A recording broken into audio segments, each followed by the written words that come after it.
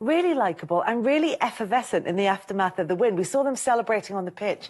Even in post-match interviews, they were still bubbly, but they seem to have that balance between enjoying the moment and focusing on the next game. Which they should, and something Owen just said really did sort of pique my interest when he said they're emotionally ready, because last season they went through so much, and they went through so much even the season before.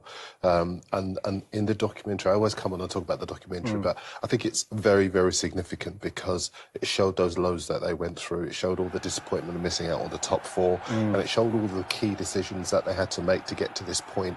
And now, when you look at the team, they look like not just a team, but a squad of players with the right mentality.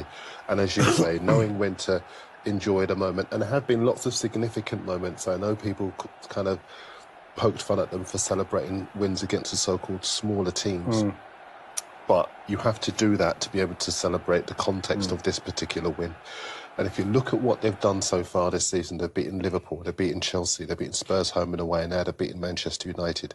These are statement victories. So when us guys in the press write about Arsenal, it's a new perception of Arsenal that you've got. And I think this is the strongest iteration of Arsenal since the Invincibles. I know you mentioned them at the top of the show, but that's with some justification because they're racking up the points. They've got the character, the consistency, they've got the depth. And to, you know, really start to talk about teams, you know, you've been at Manchester United when they were good. I want to be a bit more analytical than that. But they've got the depth, and that is so significant if you are going to go deep into a title. I think what's interesting as well, Kels, is that you can see when they're doing huddles and they're talking, as much as Erdegaard's the captain, is Zinchenko's leading those talks.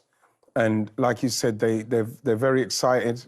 And they're very calm. You see the two young guys doing the interview afterwards, Eddie Nketiah and Bukayo Saka, and they're very level in how they're speaking. They're not getting too carried away with it.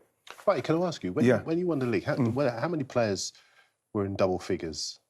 I think myself and Nelka. I can't remember how many more.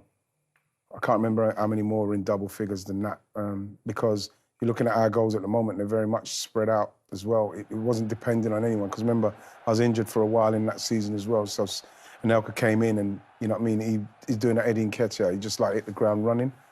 And what's happening now is like, I think with the excitement, and when you listen to Zinchenko's interview afterwards, he was talking about the whole club, you know, the people who are working, still working. You go to the club in the morning, you leave, you come back in the evening, people are still working.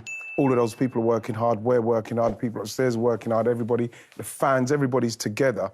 He said that in his huddle, he was saying, you have to recognise and enjoy the moments of what's going on. I think him and Jesus, and you saw how both animated they were after the game and how happy they were with the celebration, is because they're kind of saluting the hard work and what happens when you do the hard work and what comes from it. So that's what keeps them going.